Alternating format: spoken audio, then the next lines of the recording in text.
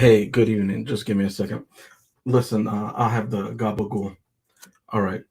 Good evening, ladies and gentlemen. Thank you for tuning in. Tonight we have Goodfellas. I brought in this good fella, this wise guy. He's dressed for the part. He's Whoa. dapper. He's making money. He's making big moves. I don't want to say it's personal, but I know things and I know people. And this is Vic, the wise guy. Sir, how are you doing tonight? I'm doing fantastic. I'm doing great. I'm feeling good. I'm smelling good. I'm making money. Everything is fantastic, especially after watching this movie, one of Mhm. the most inspirational movies that I've ever had in my entire life. Very interesting. Now, I don't know if anybody caught it, and I don't know if Vic meant it, but he also quoted a line from Trading Places, and I'm not going to tell him what it is, just in case we come back to that movie at a later point. Next, we're going to introduce somebody who calls herself the Queen of Recasted. I don't know about that. I think that she's good at it, but she could be better. And that's C the Superior. See how you doing? Yes, thank you for introducing me by my other title, which is, of I course, said you Queen called of this is Recast. self-titled. I gotta hold it down for the recasting crew. But I'm happy to be here to talk about this movie with you guys. First time seeing this movie, by the way. Okay.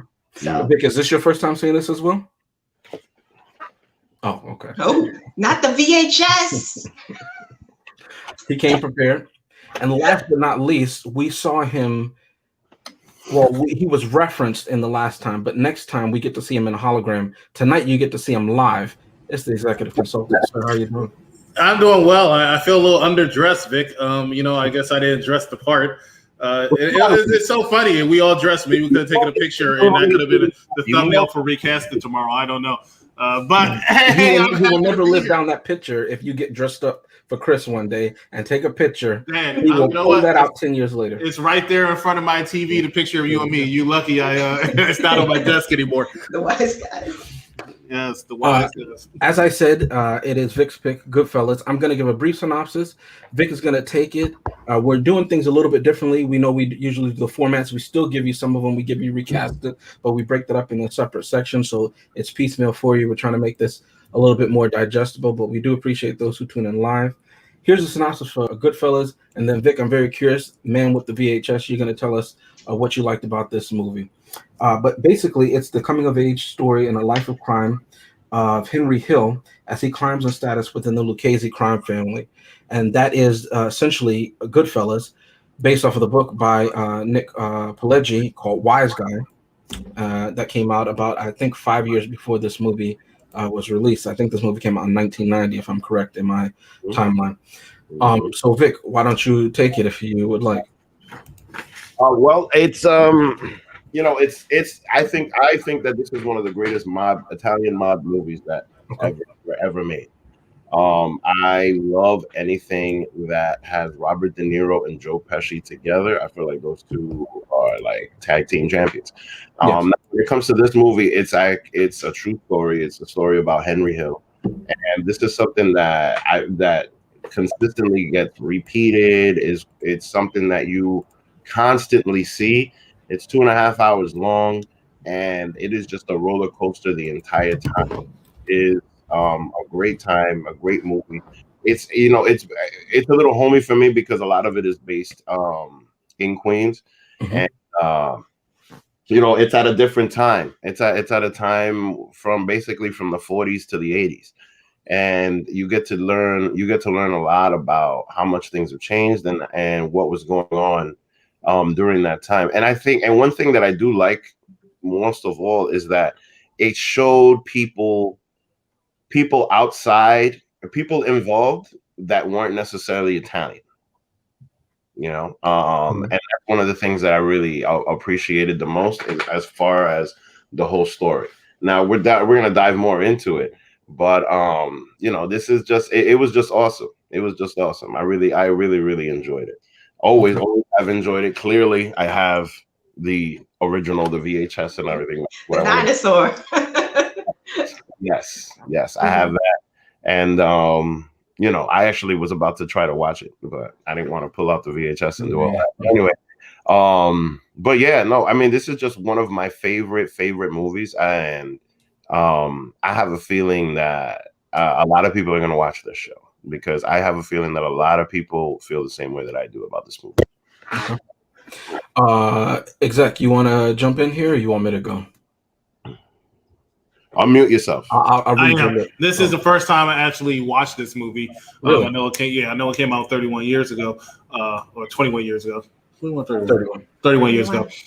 So I know it came out 31 years ago, and I can see why people like this movie. I mean, it was a really telling, and this is the word I'm going to use is exactly what it was. It's a really telling story. Mm-hmm. It was pretty much a narrative of two people, mostly the gentleman in question, and I use that word loosely, but it was a telling of two people who were just growing up their adult life in this mob life, so to speak, and it just shows you, in my opinion, the negative aspects of human life. There's just so much betrayal, so much violence, and that can honestly happen, not even just in the life of crime. That can happen in business or anything.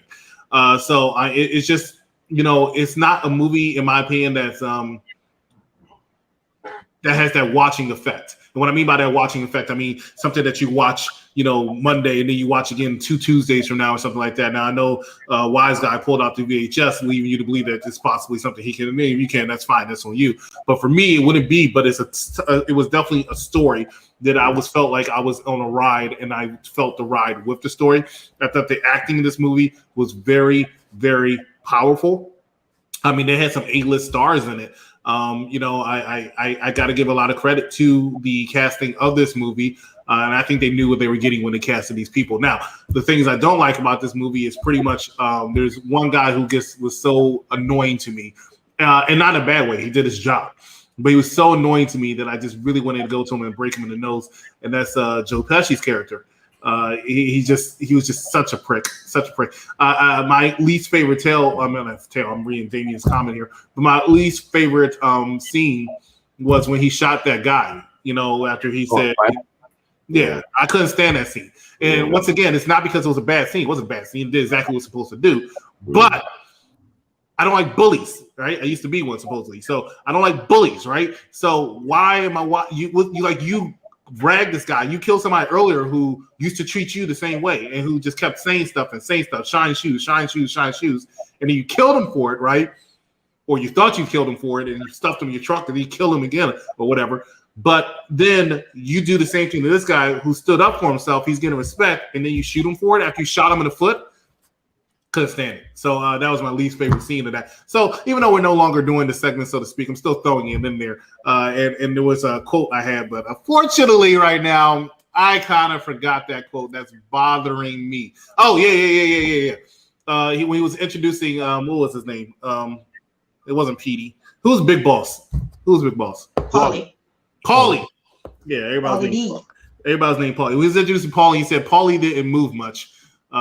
Because he was slow. He didn't have to, and that's me because I'm slow. I don't run or anything like that, but I don't have to. But you know exactly what my moves are, so I respect that about Paulie, even though he went to jail. But that's all I have. All right, Chris, do you mind if I jump in here, or you wanted to go? Go right ahead. Okay. Listen, everybody's saying it.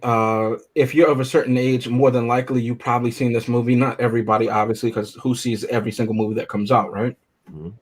Even if you're like just big into movies in general, it's not a thing, right?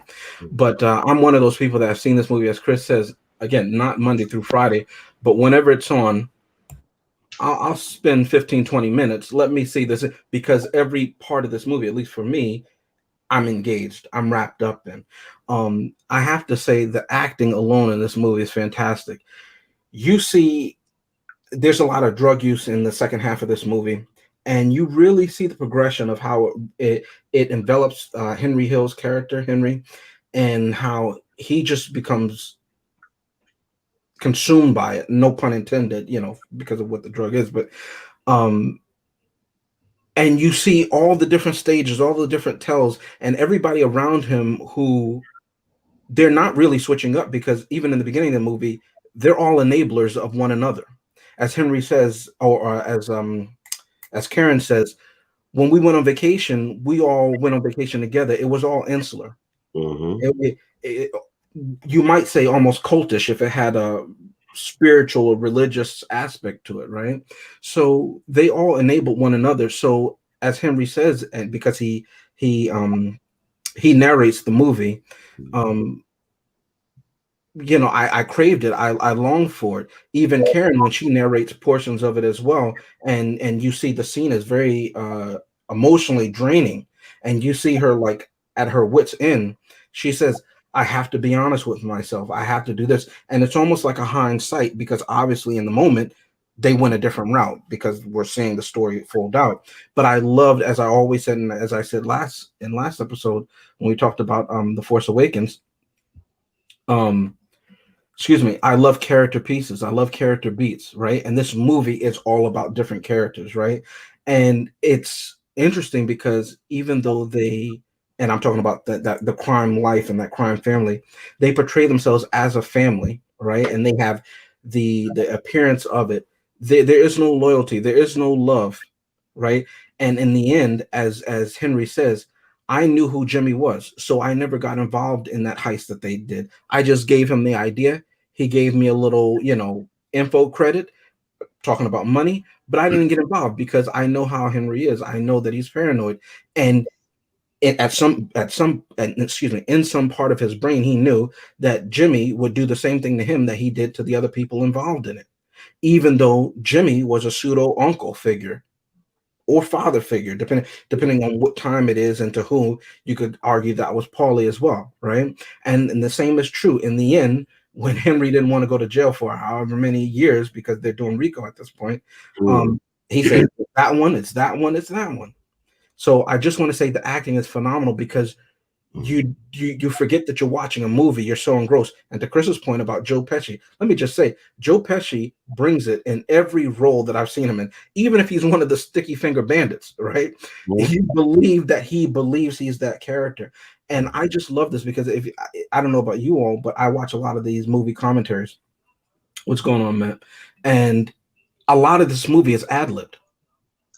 Oh, Right? And the same thing is true for Gladiator. It's just the basic outline of Gladiator is written, and they're ad-libbing all that. And you see the genius of the collaboration. There's so many scenes. The you talking to me, not you talking to me.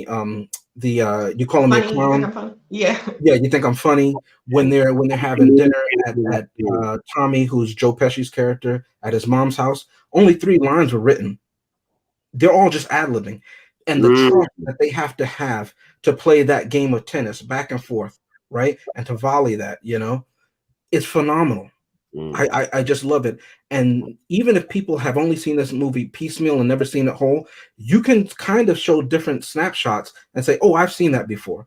The scene with Karen, where Henry wakes up and Karen has the barrel right at the bridge of his nose. You may not know what movie that's from, but you've seen the still. So there's so much about this movie that I really love, and I just have to say the standout, even though everybody was stellar, I'm giving it to Pesci as always. I agree. And again, the quotes, as Chrissy alluded to, "You calling me a clown."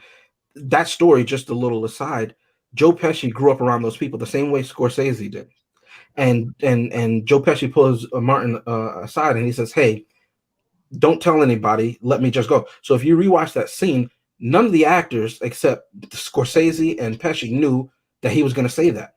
So you see them quizzical, and when he corrects the guy, he says, "Oh, you know, he's a big boy." They're all looking confused. They don't know where he's going. But the fact that they all stayed in character to get that take is incredible. I just love that. And he came up with that because said he was in a club one day as a youth, and he saw somebody do that who was in that life, and they did the same thing, and he knew that it would bring a realism to it, and that's what he wanted to imbue, and that's what you see a lot in the different characters that he portrays, because oftentimes they're based on real people, as Tommy was. So it's just really, really great. Nice. I didn't know that it was all ad-lib. That's really cool. Now that I see it you can see how much skill it takes to just roll with that scene, and you know, like you said, stay in character. But again, I've mentioned that this was my first time watching the movie. But as James mentioned before, you are familiar with certain stills or certain shots, because there's a meme going around with when they're in that bar restaurant area and they're laughing like, "Oh, you think I'm funny?" And the laugh is kind of like the Leo meme when everyone's laughing. That was funny. I knew exactly where that I knew that scene from the meme. I will say this movie, it's, of course, it's like a mafia type film. And is it the best one that was ever done? Not in my opinion. I feel like The Godfather was just a great movie. The second one in particular. No, the second one. I like the second one. Okay. No, the second one is my favorite. I think okay, awesome. Yeah. But I can see that this kind of follows in that, you know, in that genre. I will say that Henry, it was hard for me to watch him as a character because to me, he had no redeeming qualities whatsoever. He was just a jerk from a child all the way to the end of the movie. Child, he was a jerk. Throughout his life, he was a jerk. I was kind of hoping that, you know, his marriage will kind of, you know, change him around, but, you know, he's still doing dirt throughout the marriage, still just, you know, doing whatever. So it was hard for me. I didn't really root for him, but you weren't really supposed to root for him. It's just the story. You follow along his life. I will say I was happy to see Robert De Niro in this movie. I love him. I think he's a great actor. He's just a great person all around. I've never met him, but I get that vibe from him. And Joe Pesci, like you said, he was in this movie. And it because Joe Pesci is in it and Robert De Niro's in it, it reminded me of course, someone mentioned it in the comments earlier, The Irishman, that came out, I want to say 2020. That movie was extraordinarily long. I had to watch it in several pieces, kind of like the Snyder Cut. But that, for me, was a better film because I felt like you get more of, I feel like I felt more for that character than I do for Henry. I couldn't really get behind him. And Karen, as far as Karen goes, I think the actress did a really good job with the role. But she was kind of hard to root for too. It was like everyone in this movie was kind of a jerk. It's some aspect of jerkiness to them. So it was an enjoyable watch for me. But if you're going there trying to root for a character, you're like, okay, yeah, this is, you know, it's not a feel-good movie, obviously. It's not a movie where you're supposed to be like, okay, well, I can identify with this person, this person, this person. It's just you're there to take this journey with the characters. Yeah, I agree. And it was interesting how the end happened, you know, I guess the twist of, you know, the trial and all of that, because you really do see that there's no loyalty in that game. So yeah, I will say that I enjoyed the film. Will I go back and watch it like over and over? Probably not, but I'm glad I saw it. I agree with a lot of what you say, the cogent points. I don't think it's something like, you know, we obviously, those who've been watching a long time, we've been covering the DC universe and Marvel before that. Obviously, there are people that you root for, even if you like, you know, Thanos in the end of it. No pun intended on that one. But this movie, as you say, is just you're supposed to take the journey and see them naked, you know, there for their sins, I guess, if you want to say it that way.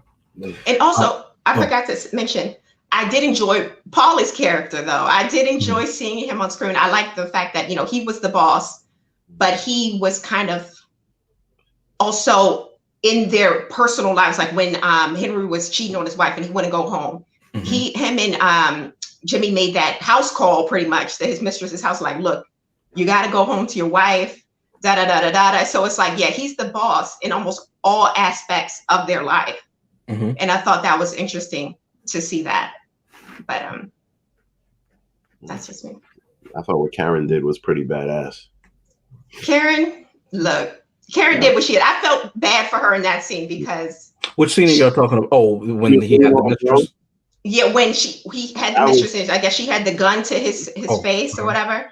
I was like, girl, just pull the trigger because this dude is trash. He's a horrible husband. And I feel like he never really loved her from the beginning. Like even from their first date, he wasn't into her. I don't think he loved anybody but himself. Yeah. Because as he says, she what he liked about her was she had nice eyes, as he describes, and there was something attractive because she was assertive. But there was never a point in the movie where he narrates, and I'm curious in the book, maybe they have it, where he says, this is why I loved her, or this is the moment I realized, you know. And I think for a lot of people, even if they don't always verbalize it, their love language may be different. They at least have a recognition of, I hold on to this because in the tumults of marriage or whatever relationship, I need to remember this. This is why I love them, right? And I don't think he ever had that. I think it was a thing of more, this is what you do. And that's how Paulie, to your point, Paulie and Jimmy, this is what you do. Mm-hmm. We don't embarrass the family. You know, I need you to go back. Take some time, but go back. Make it right, you know? She was like his little mule or something. Like she was there. Oh, yeah, I need to get out of prison. You know, give me the bail money. I need you to do this. And that's how he kind of treated all the women in his life. If you looked, they were all like just kind of subservient to him. Oh, anything he wanted. Interchangeable. And I would say this, I know we're going to a commercial in a sec, but I love the scene with Lorraine Bracco is who plays Karen. I love the scene when after she flushes the Coke down the toilet and Jimmy, he's coming back and he's looking for it. Obviously anybody in the right mind knows, well, if the not even the feds, what was it, the DEA is raiding your house, they're going to look everywhere. You flush everything, right? Mm-hmm. But he's still high on that stuff and he's like, you flushed it, that's all we had. And you see she the acting is so great in that, because you could, for me at least, you could see the mechanisms in Karen's brain turning, like trying to make sense, because she's devoted to Henry, right? And she's saying, I was trying to help you. I'm doing everything I was raised to do as a woman of that era, right? I don't understand. And logically, it was the right thing to do. They were going to find it. You would be in more trouble than you are now, right? You would have never gotten parole. I mean, not parole. You would have never got probation. What do you call it when somebody gives the money? Bail. Bail. You would have never got that. What are you talking about? And he's screaming at her from his high off the mind, and she's literally screaming back, not in anger at him, but in frustration at herself. Like, why can't I understand what the right thing to do is to make you happy?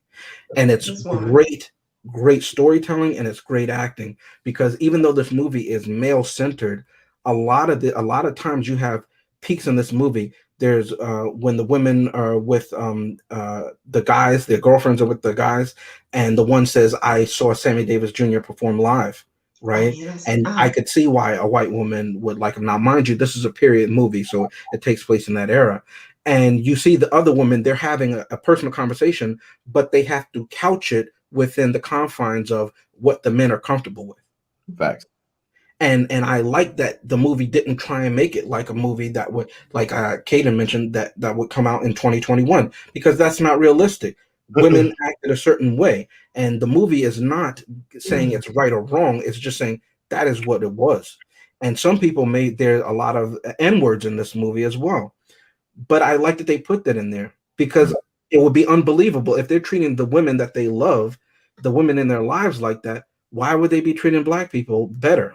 You see what I'm saying? So I like that nobody was clean, to Chrissy's point, and it just seemed like it was a raw, real view of that world, and credit to that, you know what I mean? Because nobody was clean. All right, ladies and gentlemen, we are going to take a quick commercial break. When we come back, we're going to give our final opinions, thumbs up, thumbs down. Stay with us, ladies and gentlemen. You're watching Unpopular Review. Luke Skywalker and Han Solo rescued the princess, destroyed the Death Star, but their story didn't end there.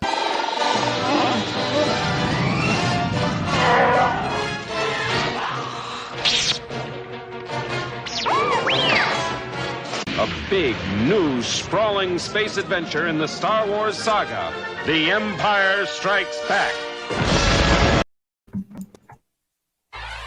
Going somewhere, Pop? Sure are. It's a vacation with me and my best buddy. Donald Duck? No, silly. With you.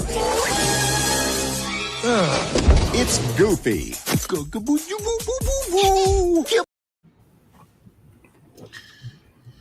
Yes. To this day, I don't understand why we have to do this movie, but it's Chrissy's great. You'll see. You'll see. Goof Troop, the cartoon. Yeah, I saw it. I hated it. I mean, he did in that movie. Anyway. If you say so, next Tuesday at 9:30 p.m., we're going to be reviewing Star Wars, the next segment or the next show movie in this franchise, Star Wars: The Empire Strikes Back. Unfortunately, I won't be there, and this is my favorite one. A little disappointed about that. And then Thursday, 9:30, we're going to be doing a Goofy movie, which is C, the Superior's Pick. Ladies and gentlemen, you're watching Unpopular Review. We're over here reviewing Goodfellas. Please make sure you leave a like, love, share, and definitely subscribe if you have not to our new YouTube channel, which is UPRE. Definitely give us a look up through our Facebook, Twitch, or Twitter. In the meantime, ladies and gentlemen, we're going to go around. We're going to give our final thoughts and opinions on this movie. And Wise Guy, go ahead, Paulie. Okay, so it's one of my favorite movies of all time. I love movies I love mob movies. I love movies that have to do with, especially things with like De Niro and Joe Pesci. And I would say more, but I'm feeling under the weather, so I'm just trying to get through this. And so like more than anything, like this was just one of the movies that I grew up with. You know what I mean? And I've seen, and like James was saying before, you don't always necessarily watch the full movie. Sometimes you're just flipping channels and check the snippets just to see, especially the scene where Joe Pesci is making fun of, well, not making fun of, but saying, "Do I amuse you? Am I a clown to you?"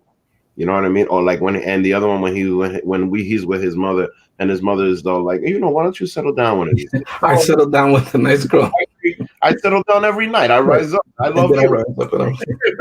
I love all of that. So and I really, really, really like this movie. Clearly, it's a thumbs up. I'll probably end up watching it again next year because I usually watch it once a year. Because it's one of my favorites, and there's no sequel, so this is the only one to watch. Nice. All right, see Superior, take it away. Okay, so I just noticed something in the thumbnail, right? I wonder why they decided to put Robert De Niro in the middle. I guess was he the bigger star at the time because it's really about Henry. Mm-hmm. But yeah, he was definitely first billing. This is Ray Liotta's one of his breakout roles. Yeah. Where Robert De Niro, of course, is more established, especially in this type of movie. So that's why they had to get him. It's kind of like the first Batman when the movie is entitled Batman, but Jack Nicholson's Joker got the lead billing. Wait, what came out first, this or Casino? This Casino came out in 96, 97. Okay. All right. So like I said, I did enjoy the movie. Is it my favorite mafia movie? No. Will I go back and watch it again and again and again? No. But it was good if this is if you're really into mafia movies, if this is your genre, this is your thing, you're going to really like this movie. This is going to be the movie for you. I like I said, the acting was really good. I enjoyed the overall story. Did I root for characters? No. But like I said, that's not what you're supposed to do with this movie. You're just supposed to absorb and, be a fly on the wall in this character's life. So I believe that the acting was well done. The story was really well put together.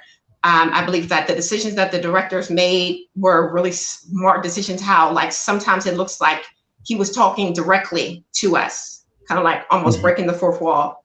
It was just a really interesting film. So I'm going to give it a thumbs up.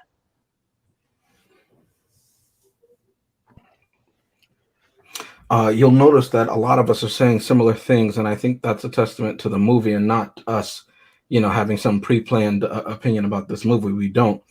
Final thoughts about this movie, as was already mentioned, the trio, and I say the trio, not just the duo.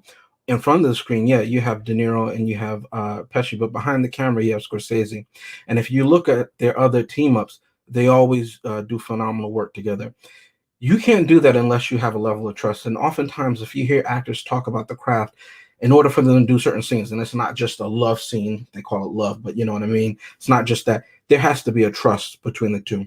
In long running television shows, there's a trust, there's a back and forth, right? And the more comfortable the actors feel with one another, the easier they are, and the more at ease, rather, I should say, they are to go to that place that they need to, for the script's sake, for the character's sake, to develop who the character is going to be in a long-running series or in a movie, in a scene, and everything like that, because it demands so much of yourself. And to see the acting to be such top-notch and to have so many relative unknowns at that time and still bring great work it's a testament to the trust that they had in the material and to the person behind the camera and to the ones that they're sharing the scenes with.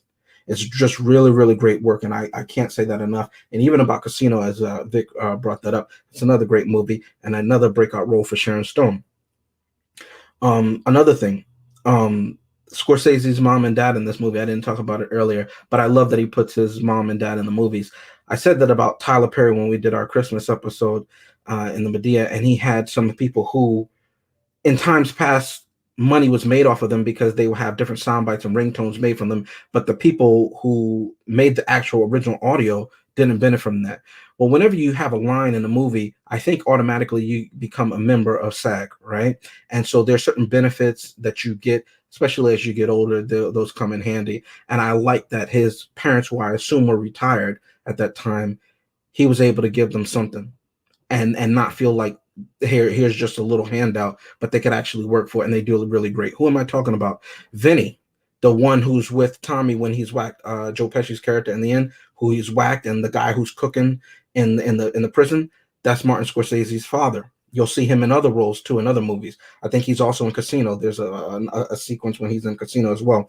And also at the dinner table, Joe Pesci's mom in this, as Vic mentions, that's Martin Scorsese's mother. Mm-hmm. And so you see that they must have a relationship because the ease that Joe Pesci is talking to Martin Scorsese's mother, and she's just giggling because remember that whole thing is ad-libbed. They're having a great back and forth because he must come over the house a lot. They must all be friends. I've done this 1,000 times. Let's all have fun. And it's a great, great testament to, again, that trust and that friendship. And I love it. So again, I say the trio to that. Another thing that we didn't mention is Chrissy brought it up, and it just reminded me. Paulie seems like the only good guy out of the options that you have. But something that a lot of people miss, and I found this out years later, when Tommy is giving the bar owner a hard time, and he has the $7,000 bill, and he doesn't want to pay it, and everything like that, and the bartender goes to Paulie because, of course, Henry has made the introductions, right? And he says, "Why don't you come in on this, right?" And because Henry suggested it to him. That was a whole plan ahead of time, right? And that Paulie wanted the bar so they could use it to, funnel stuff out and use the insurance money and everything like that. And that's something that they do in that life a lot. And that's how they built people out of their properties a lot. So it's just a known thing, and I like that they put it in there, but it's something that you can easily miss. What am I going to give this movie? Do I really have to say it? But for the record, a thumbs up. All right, 3 thumbs up. It's going to be a thumbs down for me. Let's talk about it. Let's talk about the fact this movie cost $26 million to make, made $45 million. Remember, this is 1990. Got an 8.7 out of 10 on IMDb.com. Honestly, it's one of the highest rated movies we have ever reviewed. That being said, this is not a rewatchable movie for me. I like movies that I can rewatch, so I have to say that I have to keep that in mind. This movie did tell a story, though. There's a story that kept me awake. The story that wasn't painful. I think of such movies as Tales from the Crypt. I think of such movies as there was another movie. It was like last week. It was just horrible. I can't remember what it is. It was so bad now. I mentioned Casper a lot, but I had to apologize because this movie was so bad. Somebody tell me Tactical Force was one. That was a horrible one too. What was it? It was a movie we just watched. What was it, Vic? I've already erased that out of my brain, but I'll see it. Ladies and gentlemen, this is not a trick. This is not me acting. I could not recall this movie. It was so bad. I'm going to my notes. New Mutants. Oh my God. Yeah. Oh, that one. Horrible. Yeah, along with the rest of those X-Men. So, ladies and gentlemen, we went from New Mutants to Goodfellas. I think it's an upgrade. It gets a thumbs up for me. Thank you so much, ladies and gentlemen, for watching us here on Unpopular Reviews. Join us on Tuesday for Star Wars and next Thursday for a Goofy movie. For Jimmy Lefty, C the Superior Wise Guy, I'm the executive consultant. You all have a wonderful day, night, afternoon, what have you.